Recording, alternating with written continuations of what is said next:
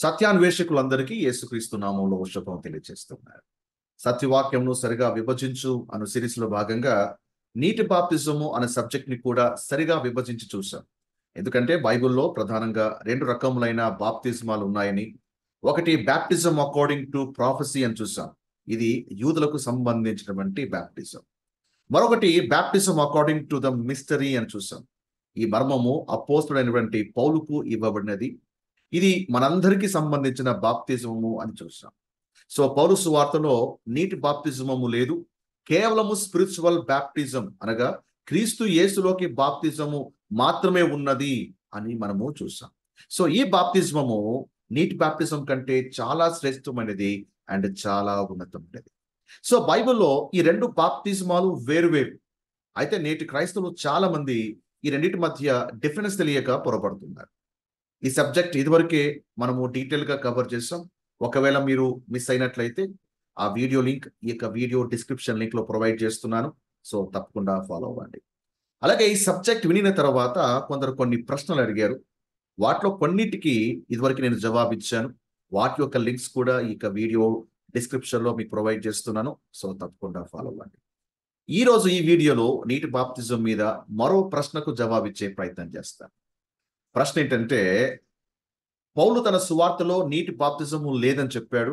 అయితే అపోస్తల కార్యం 19వ అధ్యాయములో పౌలు ఎఫెసీ విశ్వాసులకు రెండవసారి ఎందుకు బాప్తిజమం ఇచ్చాడు? ఈ ప్రశ్నకు ఈరోజు ఈ వీడియోలో జవాబు కనుక్కుందాం. ఒకవేళ మీరు నా ఛానల్కి కొత్తగా వచ్చినట్లయితే, ఈ సబ్జెక్ట్ మీకు దీవెనకరంగా ఉన్నట్లయితే తప్పకుండా సబ్స్క్రైబ్ చేసుకురండి. నేను చేసేటువంటి ప్రతి వీడియో నోటిఫికేషన్ ద్వారా మీకు తెలుస్తుంది. Okay, so without delay let's start our topic.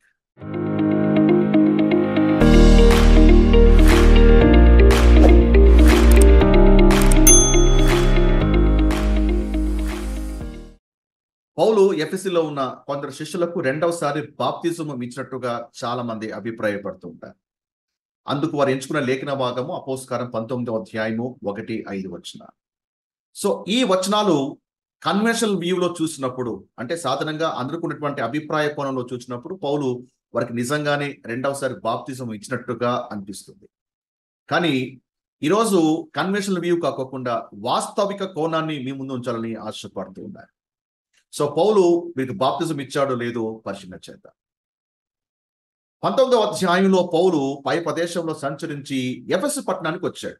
అక్కడ కొందరు శిష్యులు చూచి ఒక ప్రశ్న వేస్తున్నారు, మీరు పరిశుద్ధాత్మను పొందారా అని. అందుకు జవాబిచ్చారు, ఏమని? మేము పరిశుద్ధాత్మ ఉన్నాడ సంగతే మాకు తెలియదు అని. ఈ మాట పౌలుకి ఆశ్చర్యం కలిగింది.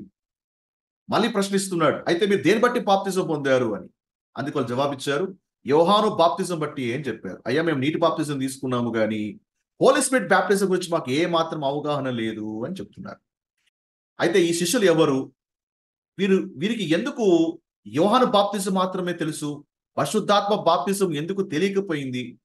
వీరు ఎవరి శిష్యులో తెలుసుకోవాలంటే కాస్త మనము బ్యాక్గ్రౌండ్కి వెళ్ళి, అంటే మునుపటి అధ్యాయంకి వెళ్ళి అక్కడ సంగతులు పరిశీలన చేస్తే ఈ కరెంట్ కాంటెక్స్ట్ లో ఉన్నటువంటి శిష్యులు ఎవరో మనకు స్పష్టంగా అర్థమైపోతుంది.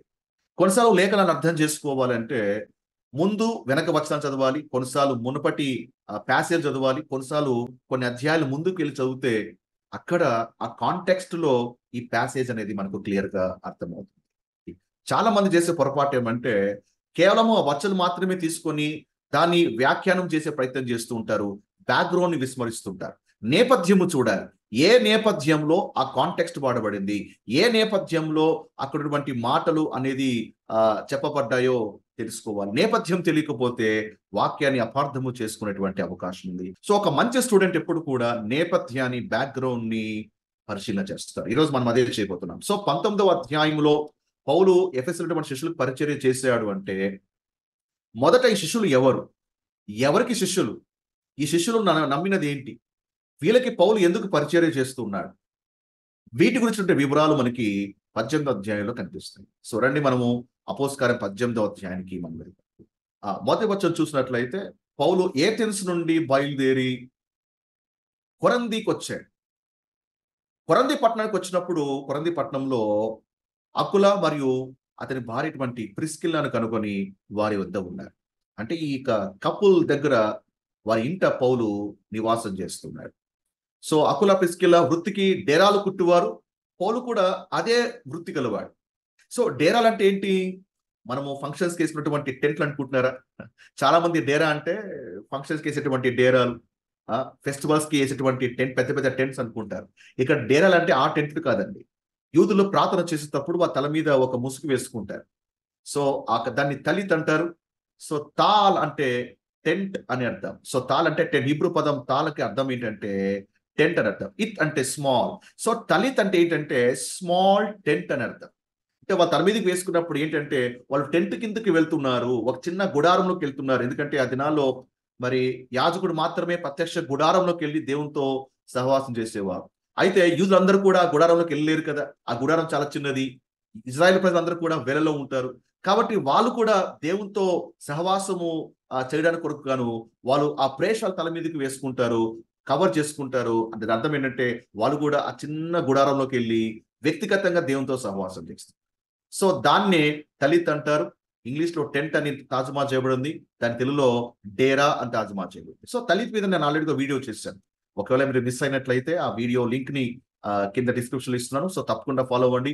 ఆ తలిత్ని అర్థం చేసుకుంటేనే బైబిల్లో చాలా లేఖనాలు మనకి అర్థమవుతాయి. Okay, fine. సో ఈరోజు మన టాపిక్ తలిత్ కాదు కాబట్టి దాన్ని పక్కన పెడతాం. మొత్తానికైతే పౌలు అయితే వారితో పాటు కలిసి డేరాలు కుడుతూ సేవ చేస్తూ ఉన్నాడు. 4వ వచనంలో అతడు ప్రతి విశ్రాంతి దినమున సమాజ మందిరానికి వెళ్ళి అక్కడ యూదులను గ్రీసు దేశస్థులతో తర్కిస్తూ వారిని ఒప్పిస్తున్నాడు. ఏమని? యేసు క్రీస్తే దేవుని కుమారుడు, యేసే క్రీస్తు అని వారిని ఒప్పింపచేస్తున్నాడు. అయితే పౌలు వారిని ఒప్పింపచేసేటువంటి ప్రయత్నంలో పౌలు స్వాగతించారా అంటే లేదు, వ్యతిరేకత ఎదుర్కొన్నాడు పౌలు. 6వ వచనం చూసినట్లయితే వారు ఎదురాడి దూషించినప్పుడు పౌలు యాక్సెప్ట్ చేయలేదు. పౌల్ని ఎదురాడారు, ఆయన దూషించారు. అందుకు పౌలు ఏమన్నాడు? అతడు తన వస్త్రం దులుపుకొని మీ నాశనములకు మీరే ఉత్తరవాదులు, నేను నిర్దోషుని, ఇక మీదట అన్యజన యొద్దకు పోదునని వారితో చెప్పి అక్కడి నుంచి బయటకు వచ్చేసాడు. బయటకు వచ్చి 7వ వచనంలో అక్కడి నుండి వెళ్ళి దేవుని యందు భక్తి గల తీతియు యూస్తను ఒకని ఇంటికి వచ్చాను. అతని ఇల్లు సమాజ మందిరమును అనుకొని ఉన్నది. ఆ సమాజ మందిరపు అధికారి ఎవరు? క్రిస్పు. సో క్రిస్పు అతని ఇంటి వారందరూ కూడా ఏంటి? పౌలు మాటలు విని ప్రభునందు విశ్వాసం ఉంచాడు. అలాగే కొరంథీలో అనేకులు కూడా విశ్వాసం నుంచి వారు బాప్తిజము పొందుకున్నారు. అయితే పౌలు అందరితో ఆగిపోలేదు. అక్కడే వారికి వాక్యం బోధిస్తూ 1 సంవత్సరం మీద 6 నెలలు అక్కడ నివసించాడు.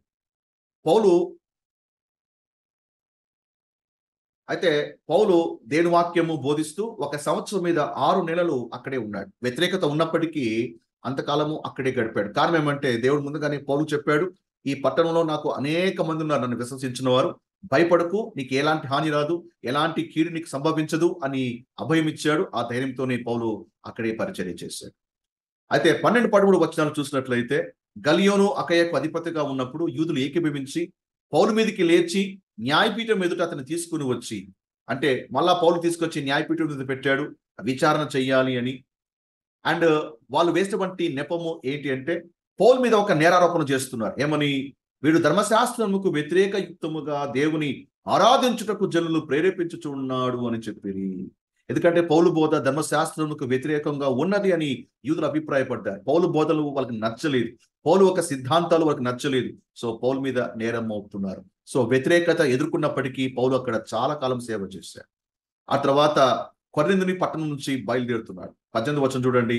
పౌలు ఇంకనూ బహు దినములు అక్కడ ఉండిన తరువాత సహోదరుల యొక్క సెలవు పుచ్చుకొని బయలుదేరుతూ ఉన్నాడు. తనకు మొక్కబడి ఉంది కాబట్టి ఆ కొరింథీ పట్టణాన్ని వదిలిపెట్టి ఆయన బయలుదేరుతూ ఉన్నాడు. ఎక్కడికి? ఎఫెసు పట్టణానికి బయలుదేరుతున్నాడు. అయితే పౌలు మాత్రమే కాదు, వారితో పాటు అకుల ప్రిస్కిల్లా కూడా మరి పౌలుతో పాటే ప్రయాణం చేశారు. వాళ్ళు ప్రయాణించి ఎఫెసి పట్టణానికి చేరుకున్నారు. 19వ వచనం చూడండి. వారు ఎఫెసునకు వచ్చినప్పుడు అతడు వారిని అక్కడ విడిచిపెట్టి, అంటే పౌలు, అకుల, ప్రిస్కిల్లా కొరింథీ నుంచి ఎక్కడికి వచ్చారు? ఎఫెసి పట్టణానికి వచ్చారు.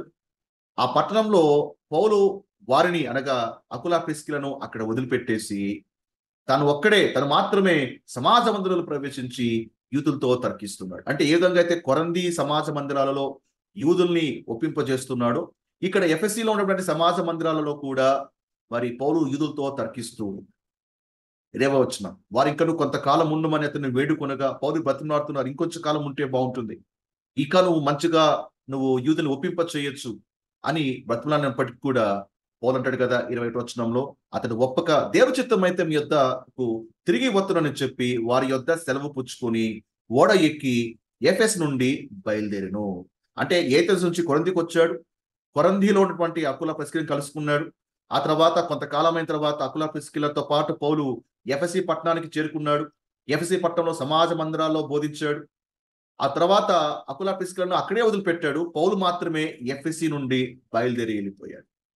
సో పౌలు ఎఫెస్ నుండి బయలుదేరిన తర్వాత ఏమి జరిగిందో 24 నుంచి 26 వచనాల్లో రాయబడింది. అప్పుడు అలెగ్జాంద్రియా వాడైన అపోలోను ఒక యూదుడు ఎఫెసీకి వచ్చాడు. ఎప్పుడొచ్చాడు? అప్పటికే పౌలు ఎఫెసీ పట్టణాన్ని వదిలిపెట్టి వెళ్ళిపోయాడు. పౌలు వెళ్ళిపోయిన తర్వాత అపోలో వస్తున్నాడు. ఇతను యూదుడు, విద్వాంసుడును, లేఖనముయందు ప్రావీణ్యుడై ఉండెను. He is expert in the scriptures. ప్రభు మార్గ విషయమై ఉపదేశం పొందిన వాడే ఆత్మయందు త్రీవపడి యోహాను బాప్తిజం మాత్రమే తెలుసుకొనిన వాడైనను యేసు కూర్చిన సంగతులు వివరముగా చెప్పి బోధించుచు సమాజ మందిరంలో ధైర్యముగా మాట్లాడన ఆరంభించెను. అంటే పౌలు ఏ విధంగా సమాజ మందిరాల్లో ధైర్యంగా బోధిస్తున్నాడో పౌలు ఇక్కడ అపోలో కూడా అదే విధంగా ధైర్యంగా బోధిస్తున్నాడు. ఆత్మయందు తీవ్రపడి ఏమండి ప్రభు మార్గ విషయమై చాలా రోషంగా ప్రకటిస్తున్నాడు. యేసు గురించి వివరిస్తున్నాడు.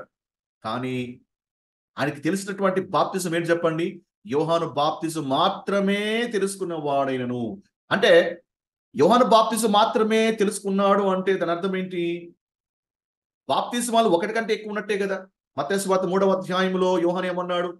నేను నీటి చేత బాప్తిజం ఇస్తున్నాను, కానీ నా వెనక వచ్చేవాడు నాకంటే శక్తిమంతుడు, ఆయన మీకు పరిశుద్ధాత్మలోను అగ్నితోను మీకు బాప్తిజం ఇస్తాడు అని చెప్పాడు. సో ఈ యొక్క కింగ్డమ్ ప్రోగ్రామ్ లో ఒకటి కంటే ఎక్కువ బాప్తిజమాలు అయితే ఉన్నాయి. కానీ ఇక్కడ అపోలోకి తెలిసిన బాప్తిజం ఏమేంటి? నీటి బాప్తిజమే. పరిశుద్ధాత్మ బాప్తిజం మీద అవగాహన లేదు. అంటే అపోలో ఒక మంచి ఇన్ఫర్మేషన్ మిస్ అయ్యాడు, ఒక మంచి అనుభవాన్ని మిస్ అయ్యాడు. కాబట్టి ప్రిస్కిల్లా అకుల విని, అంటే వాళ్ళు ఎఫెసీ పట్టణంలో ఉండిపోయారు కదా, ఈ వార్త విన్నారు. ఏంటి? అపోలో అద్భుతంగా వాక్యం చెప్తున్నాడు, కానీ ఆయన తెలిసినటువంటి బాప్తిజం ఏంటి? వాటర్ బాప్తిజమే. అంటే ఇంకా పరిశుద్ధాత్మ బాప్తిజం ఆయనకు అవగాహన లేదు అని తెలుసుకొని అతన్ని చేర్చుకొని దేవుని మార్గము మరి పూర్తిగా అతనికి విశదపరిచిరి. అయ్యా అపోలో, నువ్వు సగం ఇన్ఫర్మేషన్ తెలుసుకున్నావు, మంచిదే. నువ్వు ఆత్మీయ తీవ్రత కలిగి యేసుక్రీస్తు సంగతులు అద్భుతంగా వివరిస్తున్నావు, లేఖనంలో చాలా expert, but you are missing important event, missing important experience. ఏంటిది? That is Holy Spirit baptism. So chart చూడండి. ఇక్కడ అపోలో నీటి బాప్తిజం మాత్రమే తెలుసుకున్నాడంటే నీటి బాప్తిజం ఎక్కడుంది? మత్తయి సువార్త 3వ అధ్యాయంలో యోహాను బాప్తిజం మాత్రమే తెలుసుకున్నాడు. కానీ యేసు ప్రభువారు పరిశుద్ధాత్మ బాప్తిజం ఇచ్చాడు. ఎక్కడ? అపోస్తలుల 2వ అధ్యాయంలో. సో ఎవరికి ఇచ్చాడు? యూదులందరికీ పరిశుద్ధాత్మ బాప్తిజం ఇచ్చాడా అంటే కాదు. ఎవరైతే ఇక్కడ నీటి బాప్తిజం పొంది యేసు దేవుడిని విశ్వసించారో, యేసు మెస్సయ్యాని విశ్వసించారో, వాళ్ళందరి మీదకి పరిశుద్ధాత్మను దేవుడు పంపించాడు. సో యాక్ట్స్ 2nd చాప్టర్లో ఉన్నటువంటి ఎక్స్పీరియన్స్ గురించి అపోలోకి అవగాహన లేదు. లేఖనాలు చదువుతున్నాడు, లేఖనంలో ప్రావీణ్యుడు, ఆత్మయందు తీవ్రత ఉంది, అయినప్పటికీ కొంచెం ఇన్ఫర్మేషన్ మిస్ అయ్యాడు. అంటే ఒక వ్యక్తి లేఖనాలు చదువుతున్నప్పటికీ కొంత సమాచారం మిస్ అయ్యే అవకాశం ఉందా అంటే ఆన్సర్ ఈజ్ ఎస్. మందిరానికి వెళ్ళినప్పటికీ, లేఖనాలు చదివినప్పటికీ కొన్ని వాటి మీద రెవల్యూషన్స్ ఉండకపోవచ్చా అంటే answer is yes. Apollo is example. అందుకే అకుల ప్రిస్కిల్లా ఆయనకి ఎక్స్ప్లెయిన్ చేస్తూ, ఎస్ యాక్ట్స్ 2nd చాప్టర్ ఆత్మ దేవుడు కుమ్మరించేశాడు, పరిశుద్ధాత్మతో దేవుడు క్రీస్తు అనేకులు అభిషేకిస్తున్నాడు అనే వివరణ అకుల ప్రిస్కిల్లా అపోలోకి తెలియజేశారు. అంటే ఇక్కడ అకుల ప్రిస్కిల్లా అపోలోకి పరిచయం చేస్తున్నప్పుడు ఎన్నో అధ్యాయంలో? అది 18వ అధ్యాయంలో. అంటే యాక్ట్స్ 2nd చాప్టర్లో జరిగినటువంటి సంఘటనలు ఏవి కూడా అపోలోకి తెలియదు. అప్పుడు అపోలో అవన్నీ కూడా గ్రహిస్తాం. ఇది అయిన తర్వాత ఇప్పుడు మన 19వ అధ్యాయంలోకి అడుగు పెడుతుంది. ఈ 19వ అధ్యాయం ఏంటంటే, అంటే పౌలు మరి ఎఫెస్ని వదిలిపెట్టి వెళ్ళాడు కదా. అంటే పౌలు ఎఫెసీ పట్టణాన్ని తన 2వ మిషనరీ యాత్రలో దర్శించాడు. ఆ తర్వాత ఆ పట్టణాన్ని వదిలిపెట్టి వెళ్ళిపోయాడు. ఇప్పుడు 3వ మిషనరీ యాత్రలో భాగంగా మళ్ళా ఎఫెసీ పట్టణాన్ని దర్శిస్తున్నాడు. అదే అపోస్తలుల 19వ అధ్యాయం. ఎఫెసీ పట్టణానికి వచ్చిన తర్వాత పౌలు ఎఫెసీలో కొందరు శిష్యులు చూసి ఒక ప్రశ్న వేస్తున్నాడు. మీరు విశ్వసించినప్పుడు పరిశుద్ధాత్మను పొందితిరా అని వారిని అడుగుతున్నాడు. ఇంతకు వీళ్ళు ఎవరు? గ్రేస్ చర్చ్లో ఉన్నటువంటి విశ్వాసుల, అన్యుల అంటే కాదు. వీళ్ళంతా కూడా ఎవరు? కింగ్డమ్ సెయింట్స్ వీళ్ళంతా. కానీ వాళ్ళు శిష్యులు కాబట్టి వాళ్ళు అడుగుతారు, మీరు పరిశుద్ధాత్మ పొందుకున్నారా? ఎందుకంటే చాలా మంది వాటర్ బ్యాప్టిజం పొందుకున్న హోలీ స్పిరిట్ బ్యాప్టిజం పట్ల అవగాహన చాలా మందికి లేదు. లైక్ ఎగ్జాంపుల్ ఎవరు? అపోలోనే. సో ఆ కాంటెక్స్ట్ లో వీళ్ళు అడుగుతున్నారు, మీరు పొందుకున్నారా? వీళ్ళు తెల్లమొఖం వేసుకున్నారు. అయ్యా, పరిశుద్ధాత్మ ఉన్న సంగతే మాకు తెలియదు. అవునా? అయితే మీరు దేన్ని బట్టి బాప్తిజం పొందారు అంటే వాళ్ళు ఆన్సర్ ఇస్తున్నారు, యోహాను బాప్తిజం బట్టియే. అంటే అపోలో ఏ ఆన్సర్ అయితే ఇచ్చాడో అదే ఆన్సర్ వీళ్ళు ఇస్తున్నారు. సో కాబట్టి ఇక్కడ శిష్యులు ఎవరై ఉంటారంటే బహుశా అపోలో వాక్య పరిచయం చేస్తున్నప్పుడు అపోలో ద్వారా వీళ్ళు శిష్యులుగా మారిన వారై ఉండొచ్చు. సో సేమ్ అపోలో అనుభవమే ఇక్కడ ఈ శిష్యులు కూడా కనపడతా ఉంది. సో వీళ్ళకి కూడా హోలీ స్పిరిట్ ఒక ఫీలింగ్ గురించి అంటే అవగాహన లేదు. సో వీళ్ళు కూడా ఎక్కడున్నారు? ఎస్, వీళ్ళు కూడా గాస్పెల్స్ లో జాన్ బ్యాప్టిస్ట్ కాడ స్టక్ అయిపోయారు. ఆ తర్వాత జరిగినటువంటి ఇన్సిడెంట్స్ కానీ సంఘటనలు కానీ వీళ్ళకి ఏమాత్రము అవగాహన లేదు. పెంతెకోస్తు అవగాహన కూడా వీరికి లేదు. అప్పుడు పౌలు అడుగుతున్నాడు, ఏమని? మీరు దేని చేత బాప్తిజం పొందారంటే ఎస్, యోహాను బాప్తిజం బట్టి అన్నప్పుడు అందుకు పౌలు యోహాను చెప్పిన మాటను జ్ఞాపకం చేస్తున్నాడు. యోహాను తన వెనుక వచ్చువాని యందు అనగా యేసునందు విశ్వాసం ఉంచునని ప్రజలతో చెప్పుచు మారు మనసు విషయమై బాప్తిజం ఇచ్చినని చెప్పాను. సో యోహాను ఏమన్నాడు? నేను నీటితో బాప్తిజం ఇస్తున్నాను, కానీ నా వెనక వచ్చువాని యందు విశ్వాసం ఉంచండి, ఎందుకంటే ఆయన మిమ్మల్ని పరిశుద్ధాత్మతో నింపుతాడు. ఆయన మిమ్మల్ని పరిశుద్ధాత్మతో నింపాలంటే మొదట మీరు నీటి బాప్తిజం తీసుకోవాలి. నీటి బాప్తిజం తీసుకోవాలంటే మొదట మీరు మారు మనసు పొందాలి. మారు మనసు పొందాలనడానికి గుర్తుగా నీటి బాప్తిజం తీసుకోవాలి. అప్పుడు పరిశుద్ధాత్మతో ఆయన మిమ్మల్ని నింపుతాడు అని యోహాను చెప్పాడు అని పౌలు జ్ఞాపకం చేస్తున్నాడు. అయితే 5వ వచనంలో వారు ఆ మాటలు విని ప్రభువైన యేసు నామమున బాప్తిసము పొందిరి అని చదువుతున్నాం. అంటే ఇక్కడ ఎవరి మాటలు విని యేసు నామములో బాప్తిసం పొందారు? చాలా మంది ఏమనుకుంటారంటే ఇక్కడ 5వ వచనంలో పౌలు మాటలు విని ఎఫెసీ శిష్యులు రెండవసారి బాప్తిసం పొందినట్టుగా చాలా మంది అభిప్రాయపడుతుంటారు. కానీ వాస్తవం అది కాదు. బైబిల్లో ఎక్కడా కూడా, అంటే ఈ కాంటెక్స్ట్ కాకుండా మరి ఎక్కడా కూడా ఏ యూదుడు కూడా 2 సార్లు బాప్తిజము తీసుకున్నట్టుగా మనకు కనిపించదు. మరి ఇక్కడ బాప్తిజము తీసుకున్నట్టుగా కనిపిస్తుంది. కారణం ఏంటి అని అంటే ఒకసారి మీరు ఆలోచించాలి, తెలుసుకోవాలి. ఏంటంటే బైబిల్ ప్రారంభములో అది అధ్యాయాలుగాను వచనాలుగా డివైడ్ చేయబడలేదు. అంతా కలిసే ఉంది. లేఖనాలన్నీ కూడా కలిపే ఉన్నాయి. సో బైబిల్ ఈజీగా చదవడానికి, ఈజీగా ఓపెన్ చేయడానికి, త్వరగా రెఫర్ చేయడానికి అనువుగా అది అధ్యాయాలుగాను ఆ తర్వాత వచనాలుగా డివైడ్ చేయబడ్డాయి. సో ఎవరు దాన్ని అధ్యాయాలుగా డివైడ్ చేశారు, ఎవరు దాన్ని వచనాలుగా డివైడ్ చేశారు అనేది ఇప్పుడు నేను వివరించను. మీరే దాన్ని స్టడీ చేయండి, మీకు ఈజీగా అర్థమవుతుంది. సో అలా డివైడ్ చేసినప్పుడు ఏంటంటే 4, 5 వచనాలు ఏమైతే ఉన్నాయో యాక్చువల్గా దాన్ని కలిపి చదివితే కరెక్ట్ కాంటెక్స్ట్ అర్థమవుతుంది. లేకపోతే అపార్థం చేసుకునే అవకాశం. ఇక్కడ కలిపి ఆ 2 వచనాలని కలిపి చూద్దాం. అందుకు పౌలు యోహాను తన వెనక వచ్చువాని యందు అనగా యేసునందు విశ్వాసం ఉంచవలెనని ప్రజలతో చెప్పుచు మారు మనసు విషయమైన బాప్తిసమం ఇచ్చినని చెప్పాను. వారు ఆ మాటలు విని, ఎవరి మాటలు విని? యోహాను మాటలు విని ప్రభువైన యేసు నామమున బాప్తిసము పొందిరి. యోహాను చెప్పాడు. ఆ యోహాను మాటలు విని యోహాను ఆడియన్స్ బాప్తిసము తీసుకున్నారు అన్నట్టుగా పౌలు తన ఆడియన్స్ తో చెప్తున్నాడు. అర్థమవుతుందా? సో ఈ 2వ వచనంలో ఉన్నటువంటి వారు, 3వ వచనంలో ఉన్నటువంటి ఆ వారు, ఈ వారు అంటే ఎవరైతే ఉన్నారో ఈ ఆడియన్స్, ఇక 5వ వచనంలో ఉన్నటువంటి 4, 5 వచనంలో ఉన్నటువంటి ఈ వారు వేరు. ఇక్కడ ఈ ఆడియన్స్ వేరు, ఇక్కడ ఈ ఆడియన్స్ వేరు. వాస్తవంగా ఇక్కడ పౌలు రెండోసారి వాళ్ళకి బాప్తిసం ఇవ్వలేదు. ఎందుకంటే యూదులు ఒకటి కంటే ఎక్కువ సార్లు బాప్తిసం తీసుకోరు. బాప్తిసం ఎప్పుడు కూడా ఒకటే, నీటి చేత మునిగారు, అదే బాప్తిసం. అంతేగాని నువ్వు యోహాను చేత బాప్తిసం తీసుకున్నావు, ఇప్పుడు చెల్లుబాటు కాదు, యేసు నామములో తీసుకోవాల్సిందే అని చెప్పారా? అలాగైతే మరి వీరు మాత్రమే ఎందుకు 2 సార్లు బాప్తిసం తీసుకున్నారు? అంతకుముందు కానీ ఆ తర్వాత కానీ ఏ శిష్యులు కూడా 2వ సార్లు తీసుకున్నట్టుగా కానీ 2వసారి అనేకులకి బాప్తిసం ఇచ్చినట్టుగా మీకు బైబిల్ కనిపిస్తుందా అంటే కనిపించదు. అర్థమైందా? ఒకసారి నీటిలో మునిగాడు అంటే ఎస్, నీటి బాప్తిసం పొందినట్టే. యోహాను ఇచ్చినా యేసు ఇచ్చినా నీటి బాప్తిసం పొందడం ముఖ్యం. ఎందుకంటే వాళ్ళు రాజులైన యాచక సమూహముగా ఉండాలి, 1000 పాలు వాళ్ళు యాచకులుగా ఉండాలంటే నీటి బాప్తిసం అనేది తీసుకోవడం ముఖ్యం. ఇక్కడ వీళ్ళు 2వసారి బాప్తిసం తీసుకోలేదు. యోహాను చెప్పారు. వారు ఆ మాటలు విని యోహాను ఆడియన్స్ తీసుకున్నారు. కానీ ఇక్కడ పౌలు ఏ ఆడియన్స్ అయితే మాట్లాడుతున్నారో ఆడియన్స్ ఆల్రెడీగా యోహాను బాప్తిజం తీసుకున్నారు. ఇప్పుడు వాళ్ళు మిస్ అయినది ఏంటిది?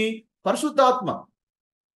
కాబట్టి ఇక్కడ యోహాను యూదులకు పరిచయం చేస్తున్నాడు కదా, అన్యులకు కాదు, యూదులకు పరిచయం చేస్తున్నాడు. వీళ్ళు కింగ్డమ్ ప్రోగ్రామ్ లో ఉన్నారు, ఇంపార్టెంట్ ఈవెంట్ మిస్ అయ్యారు. అందుకే వాళ్ళు పరిశుద్ధాత్మ పొందుకోవడానికి గాను పౌలు ఏం చేశారు? వారి మీద చేతులు ఉంచగా పరిశుద్ధాత్మ వారి మీదకి వచ్చెను. ఇదే కదా వాళ్ళు మిస్ అయింది. అందుకే వారి మీద చేతులు ఉంచడం వల్ల పరిశుద్ధాత్మ పొందుకున్నారు. అప్పుడు వారు భాషలతో మాట్లాడటకు, ప్రవచించటకు మొదలుపెట్టారు. గుర్తుంచుకోండి, పౌలు అన్యులకు సువార్త అంటే అన్యులకు అపోస్తులుగా మారే కంటే ముందుగా యూదులకు పరిచయం చేశాడు. So rightly dividing the churches అటువంటి వీడియోలో, లిటిల్ ఫ్లాక్ అటువంటి వీడియోలో చాలా క్లియర్ గా మనం నేర్చుకున్నాము. పౌలు అన్యులకు ప్రకటించే కంటే ముందుగా మొదట యూదులకు పరిచయం చేశాడు. ఇదిగో ఇక్కడ ఈ కాంటెక్స్ట్ కూడా సేమ్ అలాంటిది. ఇక్కడ పౌలు పరిచయం చేస్తున్నది యూదులకు, అన్యులకు కాదు. నెంబర్ 1. నెంబర్ 2, ఇక్కడ వీరికి రెండవసారి బాప్తిజం అనేది ఇవ్వట్లేదు. ఆల్రెడీగా బాప్తిజం తీసుకున్న వారికి యోహాను మాటల్ని ఎక్స్ప్లెయిన్ చేసి వాళ్ళు ఏదైతే మిస్ అయ్యారో అది వాళ్ళకి వివరించి అప్పుడు వారి మీద చేతులు ఉంచాడు. ఎందుకు పౌలు వారి మీద చేతులు ఉంచారు? కారణం ఏమంటే శిష్యులు పరిశుద్ధాత్మ పొందుకోవాలంటే అపోస్తులు చేతులు ఉంచాలి. అపోస్తులు చేతులు ఉంచిన మీదటనే వారు పరిశుద్ధాత్మ దేవుని పొందుకుంటారు. అంటే అధికారం అపోస్తులకు ఇవ్వబడింది. సో పౌలు కూడా అపోస్తులే కాబట్టి వారి మీద చేతులు ఉంచడం అనేది జరిగింది. అప్పుడు వాళ్ళ ఆత్మను పొందుకున్నారు. సో ఇక్కడ రెండవసారి బాప్తిజము వాళ్ళు పొందలేదు. నెంబర్ 2, ఇక్కడ ఉన్నది అన్యులు కానే కాదు, ఇక్కడ ఉన్నది యూదుల ప్రోగ్రామ్. Okay right. ఇంకొక ఇంపార్టెంట్ విషయాన్ని మీకు చెప్పడానికి ఇష్టపడుతుంది. సో అపోస్తల కార్యము 19వ అధ్యాయంలో ఉన్నది అన్యులని చాలా మంది అదే మైండ్ సెట్ లో చదువుతున్నారు. పౌలు రెండోసారి బాప్తిజం ఇచ్చేటువంటి మైండ్ సెట్ లో ఉన్నారు. ఎందుకంటే 4-5 వచనాలు కలిపి లేవు, సపరేట్గా ఉన్నాయి కాబట్టి అది కూడా ఒక మిస్అండర్స్టాండింగ్ కి కారణం అది. అండ్ ఇక్కడ వీళ్ళు ఆత్మను ఎప్పుడు పొందుకున్నారు అంటే బాప్తిజం తీసుకున్నారు, చాలా కాలమైంది, ఇంకా ఆత్మలు పొందుకోలేదు. ఆ తర్వాత పౌలు వాళ్ళకి పరిచయం చేసి వారి మీద చేతులు ఉంచిన తర్వాత పొందుకున్నారు. కానీ కృపాకాలంలో ఒక వ్యక్తి పరిశుద్ధాత్మ దేవుడు ఎప్పుడు పొందుకుంటారు? ఎఫెసీ 1:13 చూడండి. మీరు సత్యవాక్యమును అనగా మీ రక్షణ సువార్తను విని క్రీస్తునందు విశ్వాసం ఉంచి వాగ్దానము చేయబడిన ఆత్మ చేత ముద్రించబడితిరి. అంటే క్రీస్తునందు విశ్వాసం ఉంచిన ఎంతసేపటికి లేదా ఎంత కాలానికి మనం ఆత్మ చేత ముద్రించబడతాం లేదా ఆత్మను పొందుకుంటాం అంటే ఇట్ టేక్స్ నో టైం. నువ్వు విశ్వసించడము, ఆత్మ చేత ముద్రించబడ్డము వెనువెంటనే జరిగిపోతాయి. There is no delay. Grace period లో ఒక అన్యుడు విశ్వసించినప్పుడు ఆత్మను పొందుకోవడం అనేది వెనువెంటనే జరిగిపోతుంది, జాప్యము ఉండదు. కానీ కింగ్డమ్ ప్రోగ్రామ్ లో ఏంటి అంటే వాళ్ళు బాప్తిజం తీసుకున్నారు, కానీ ఆత్మను పొందుకోవాలి అంటే ఆ ప్రోగ్రామ్ లో అపోస్తులు వారి మీద చేతులు ఉంచాలి, అప్పుడే వారు పొందుకుంటారు. But grace program is completely different. రెండవది, కింగ్డమ్ ప్రోగ్రామ్ లో ఆత్మ పొందుకున్న పరిశుద్ధాత్మ వారి మీదికి వచ్చేవాడు, వాళ్ళ లోని కాదు, వారి మీదికి వచ్చేవాడు. కానీ గ్రేస్ ప్రోగ్రామ్ లో పరిశుద్ధాత్మ మనలో వసిస్తున్నాడు. Indwelling of the Holi Spirit అంటారు, which is not given in the kingdom program. చెప్పాలంటే వారికంటే అద్భుతమైనటువంటి అనుభవాన్ని గొప్ప స్థాయిని దేవుడు మనకు అనుగ్రహించాడు. సో కింగ్డమ్ ప్రోగ్రామ్ లో వాళ్ళు పరిశుద్ధాత్మను పొందుకునేటువంటి విధానము, గ్రేస్ ప్రోగ్రామ్ లో మనం పరిశుద్ధాత్మ పొందుకునే విధానము రెండు కూడా వ్యత్యాసం ఉన్నది. సో డీటెయిల్ గా మనము హోలీ స్పిరిట్ బ్యాప్టిజం అటువంటి టాపిక్ వచ్చినప్పుడు అక్కడ మనం స్టడీ చేస్తాం. సో బ్యాప్టిజం లో మొత్తము ప్రధానంగా ఏమున్నాయి చెప్పండి? Water baptism, holy spirit baptism and fire baptism కదా. సో మనం వాటర్ బ్యాప్టిజం లోనే ఉన్నాం. సో పరిశుద్ధాత్మ బాప్టిజం టాపిక్ వచ్చినప్పుడు ఇంకా అక్కడ డీటెయిల్ గా మనం స్టడీ చేద్దాం. అయితే ఈ పాయింట్ ఎందుకు చెప్పాను అంటే ఎఫెసీ సంఘంలో ఉన్నటువంటి శిష్యులు ఒకవేళ అన్యులైతే, గ్రేస్ ప్రోగ్రామ్ కింద ఉన్నవారైతే మరి పరిశుద్ధాత్మను పొందుకోవడానికి ఎందుకు డిలే అయింది కదా? అక్కడ ఉన్నది ఇంకా కింగ్డమ్ ప్రోగ్రామ్, అది గుర్తుంచుకో. సో శిష్యులు వచ్చి చేతులు పెట్టారు. ఈరోజు చాలా మంది ఏమైనా అభిప్రాయపడుతుంటారంటే పరిశుద్ధాత్మ దేవుడు పొందుకోవాలంటే నీటి బాప్తిజం తర్వాత చాలా సిద్ధపడాలా, వేచి ఉండాలా, మొరపెట్టాలా, కనిపెట్టాలా, ఉపవాసం ఉండాలా, దేవుడు అందరి మీద కుమ్మరించాడు, దేవుడు చాలా స్పెసిఫిక్ గా కొందరికి మాత్రమే పరిశుద్ధాత్మ దేవుని అనుగ్రహిస్తాడు, అందుకు చాలా దీక్ష, పట్టుదల, కఠోర శ్రమ కలిగి ఉండాలి అనుకుంటారు. ప్లీజ్ అండర్స్టాండ్, రక్షించబడిన వెంటనే నువ్వు పరిశుద్ధాత్మ చేత నింపబడుతున్నావు, ఆత్మ చేత నువ్వు ముద్రించబడుతున్నావు, యువర్ సీల్డ్. సో రక్షించబడిన ఒక విశ్వాసి ఆత్మను దేవుడు ఆత్మతో ముద్రించుట అనేది ఆ వ్యక్తికి తెలుస్తుందంటే తెలియదు. ఎందుకంటే it happens in the spiritual realm, it happens in the spirit. అందుకే నీ బాడీకి ఏమి అనిపించదు. చాలా మందికి పరిశుద్ధాత్మ అంటే విశ్వసించిన తర్వాత వాళ్ళ పరిశుద్ధాత్మ లేడని చాలా మంది అభిప్రాయపడుతుంటారు. ఎందుకంటే వాళ్ళ వాళ్ళ వాళ్ళ వాళ్ళు అనుకున్నట్టుగా పరిశుద్ధాత్మ దేవుడు వచ్చేటప్పుడు ఒళ్ళంతా వేడిగా ఉంటుంది, ఒళ్ళంతా జుమ్ జుమ్ అనిపిస్తుంది, ఆ బాడీ అంతా షివరింగ్ వచ్చేస్తుంది, ఏదేదో సూపర్ న్యాచురల్ గా అనుభవాలు వచ్చేస్తాయి అని they wait for some kind of experience. Then they'll know okay పరిశుద్ధాత్మ నాలో ఉన్నాడని. ప్లీజ్ అండర్స్టాండ్, పరిశుద్ధాత్మ దేవుడు గ్రేస్ పీరియడ్ లో ఒక వ్యక్తిలోకి వచ్చినప్పుడు, ఒక వ్యక్తి ఆత్మచేత ముద్రించబడినప్పుడు అతనికి శరీరంలో ఏమి అనిపించదు. It happens in the spirit. అర్థమవుతుందా? సో కాబట్టి ఎవ్వరు కూడా పరిశుద్ధాత్మ కొరకు ఎంతో కాలం వెయిట్ చేయాల్సిన అవసరం లేదు. Immediately the moment you believe, immediately you are filled with the Holi spirit. Immediately పరిశుద్ధాత్మ దేవుడు నీలో నివసిస్తున్నాడు. ఇమీడియట్గా నువ్వు ఆత్మ చేత విమోచన దినం వరకు నువ్వు ముద్రించావు. ఎవరో వచ్చి నీ మీద చేపెట్టాలి, ఎవరో వచ్చి నేను అభిషేకించాలి, ఎవరో వచ్చి నేను పరిశుద్ధాత్మను నడిపించాలి. This is not the kingdom program. మన కింగ్డమ్ ప్రోగ్రామ్ లేమండి, మన గ్రేస్ ప్రోగ్రామ్ ఉన్నాం. ఈరోజు ఇప్పటికి కూడా చాలా మంది గ్రేస్ ప్రోగ్రామ్ లో కింగ్డమ్ ప్రోగ్రామ్ మెథడ్ ని ఫాలో అవుతుంటారు. ఇదిగో వాళ్ళు చేరు పెట్టి ప్రార్థన చేశారుగా, వారు చేతులు ఉంచారు కదా, ఆత్మ పొందుకున్నారు కదా, అందుకే దేవుడు మాకు అధికారం ఇచ్చాడు, మేము చేయబెడతాం, అప్పుడే మీరు పొందుకుంటారు. అంటే ఇప్పుడు వీళ్ళ ప్రకారం ఏంటంటే వీళ్ళు యేసుని విశ్వాసం ఉంచినప్పటికీ దేవుడిలో ఆత్మచేత ముద్రించాడు. ఎందుకంటే ఎవరో రావాలా, ఎవరో వాళ్ళ మీద చేయి పెట్టాలా, వాళ్ళు ప్రార్థన చేయాలా, అప్పుడు దేవుడు వెయిట్ చేసి ఏమైనా ఇప్పుడు ఆత్మచేత ముద్రించబడ్డావా అని అడిగి అప్పుడు వాళ్ళు ఆత్మచేత ముద్రించాలా. No, God will never wait for anyone. మనం ఆల్రెడీ నేర్చుకున్న ప్రీవియస్ క్లాస్ లో ఏంటి అంటే కృపాకాలంలో బ్యాప్టిజం ఇచ్చేది ఎవరు? వ్యక్తి కాదు, పరిశుద్ధాత్మ దేవుడే బ్యాప్టిజం ఇస్తుంది. సో దేవుడిను ఆ స్పిరిచువల్ బ్యాప్టిజం ఇవ్వడానికి ఏ వ్యక్తిని కూడా వాడుకోడు. పరిశుద్ధాత్మ దేవుడే, ఆత్మదేవుడే ఆత్మచేత మిమ్మల్ని అభిషేకిస్తారు. So the grace spirit, who is the baptizer? Holy Spirit is the baptizer. Kingdom program లో who is the baptizer? Water baptism అయితే దేవుడు వ్యక్తులు ఎన్నుకుంటాడు, బట్ హోలీ స్పిరిట్ బ్యాప్టిజం అయితే Jesus is the baptizer in the kingdom program. The grace program, Holy Spirit is the baptizer. Praise God. Okay, so ఇంకొకసారి మనం revision చేద్దాం. చెప్పండి, అపోస్తలుల 19వ అధ్యాయంలో ఉన్నటువంటి విశ్వాసులు ఎవరు? అన్యులా లేకపోతే యూదులా? అంటే యూదులు. గ్రేస్ ప్రోగ్రామ్ లో ఉన్నారా? కింగ్డమ్ ప్రోగ్రామ్ లో ఉన్నారా? అంటే కింగ్డమ్ ప్రోగ్రామ్ లోనే ఉన్నారు. వాళ్ళు రెండవసారి బాప్తిజం తీసుకున్నారా? అంటే లేదు, ఆల్రెడీగా తీసుకున్నారు. తీసుకున్న వారికి పౌలు పరిచర్య చేస్తూ ఉన్నాడు. సో వారు రెండవసారి బాప్తిజం తీసుకోలేదు. మరి ఎందుకు ఈ అపార్థం గల కారణం ఏమంటే 4-5 వచనాలు సపరేట్ చేయడము ద్వారా అది కాంటెక్స్ట్ నుంచి బయటకు వచ్చేట్టుగా కనిపిస్తుంది, కానీ కలిపి చదివితే అర్థమవుతుంది అక్కడ రెండోసారి బాప్తిజం తీసుకోలేదు. ఓకే, తీసుకున్న వారికి పౌలు పరిశుద్ధాత్మ నింపుదల అనుభవంలోకి నడిపించారు. So hope your doubt is clarified. మీ ప్రశ్నకు జవాబు లభించింది అని నేను నమ్ముతున్నాను. మీకు కూడా మరి వాటర్ బ్యాప్టిజం మీద ఏదైనా డౌట్స్ ఉన్నట్లయితే తప్పకుండా కింద కామెంట్ బాక్స్ లో తెలియజేయండి. నెక్స్ట్ వీడియోలో వాటికి ఆన్సర్ ఇచ్చే ప్రయత్నం చేస్తాం. Okay, God bless you. See you in the next video.